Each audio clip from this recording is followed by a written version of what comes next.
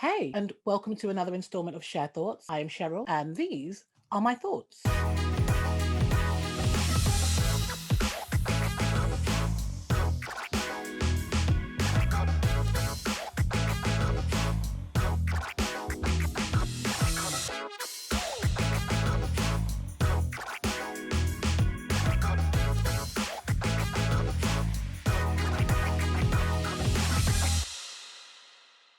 Okay, so squirting. I'm just going to go ahead and fully blame porn for this obsession that people, aka men, have with squirting. It's very much a sexual fad of the moment, a bit like, I don't know, anal in the 90s, perhaps? Men appear to be obsessed with their ability to, or in some cases, lack of ability, to make a woman squirt. First of all, can I just say, you do not make a woman squirt. She allows you to let her squirt. There is a difference, believe me. If she doesn't want to do that, no matter what you do, it's just not going to happen. As we all know, sex starts in the brain, and yeah, squirting is included. All right, so the first thing to establish here is, because I'm sure it's pretty much the question on everyone's lips, is it pee? No, it's not. Well, arguably, it's not. There are a few schools of thought on this, but many people, including myself, are inclined to believe that it's not entirely piss. I would say there may be traces in the squirt fluid because it leaves the body through the same hole that you urinate from. So it stands to reason that on its way out, it might pick up droplets. But outside of that, the origins of squirt fluid is in the skin gland rather than the bladder. FYI, the skin gland is probably best described as the female equivalent of the male prostate gland, if we have to compare it to something. I think it's important to note here that squirting and female ejaculation are very different too. Female ejaculation is a much smaller release of fluid, and it's usually milky white or kind of something similar, but it's definitely not as clear as squirt fluid, and probably not as watery either. Also, I guess one of the differences is it doesn't gush out, it just occurs, like it's just there. I guess squirting has, I want to say, more power behind it. Speaking of power behind it, again, because of the pornos, there is this massive expectation amongst some that all women should be projectile squirting. To be quite honest with you, yes, that does happen, but it's not as straightforward as many men in particular might think. And plus, just so you know, what you see on the pornos is seldom real. When you see squirting on full pelt, that's usually either piss watered down so it looks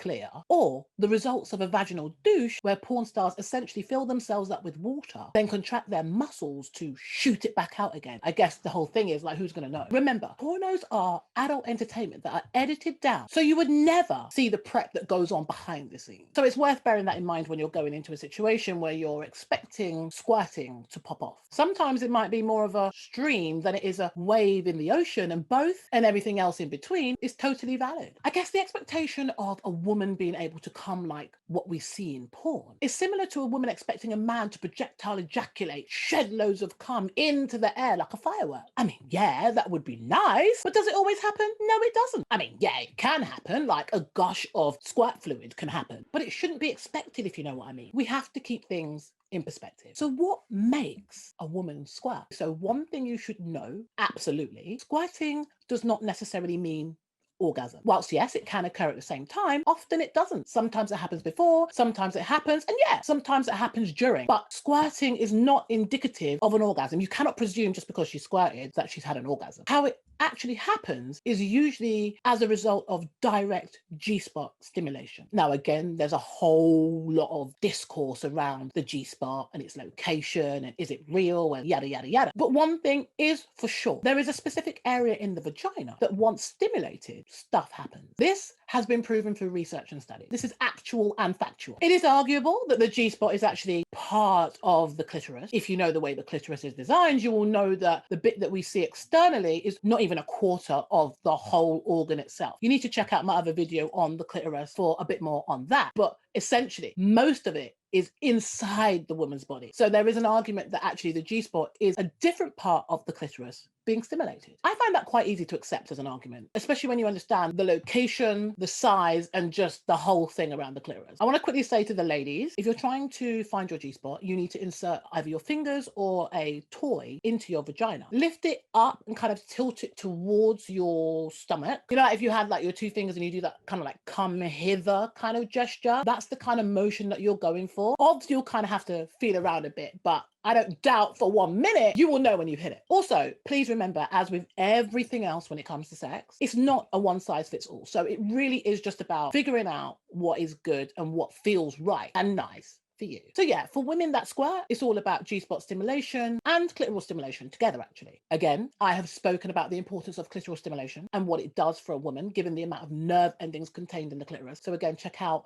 my previous video about the clitoris to understand that a bit more, if you want to. Also, lots of lube. Now, people still have this thing about lube. But I can get wet. But she's wet. But it's not about getting wet, abilities to get wet or anything like that. Lube just adds a whole different dimension to what is actually occurring. It's like making something nice even nicer. There's no need to fear lube. I feel like guys, especially when you introduce lube into a situation, for a lot of guys, they feel like it's somehow taken away from their ability to make you wet. No, hun, it's not that deep. We're just trying to make shit pop a bit more. Do you know what I'm saying? As far as lube's concerned, nothing should be taken personal. So yeah, introduce the lube, because in this instance, the more the merrier. Another burning question on a lot of people's minds: can all women squirt? It's kind of difficult to answer this question, because whilst most women possess the equipment to be able to squirt, or the equipment that is required to be able to squirt, a lot of women actually find it hard to let go psychologically, because it's that whole thing about feeling like you're going to wet yourself. You know, we're conditioned to hold in our pee. So squirting creates a sensation of wanting to go to the toilet. So for a lot of women, they can't get past that feeling. They can't let themselves go, and they can't just ride through that. Studies actually tell us that over half of women that engage in sexual activity have experienced squirting on some kind of level. Now, that could just be, again, like a dribble or just a lot of wetness rather than a full-on gushing or projectile squirt. But I think the key behind being able to squirt, if you want to as a woman, is number one, being totally open to it. Like mentally, you have to be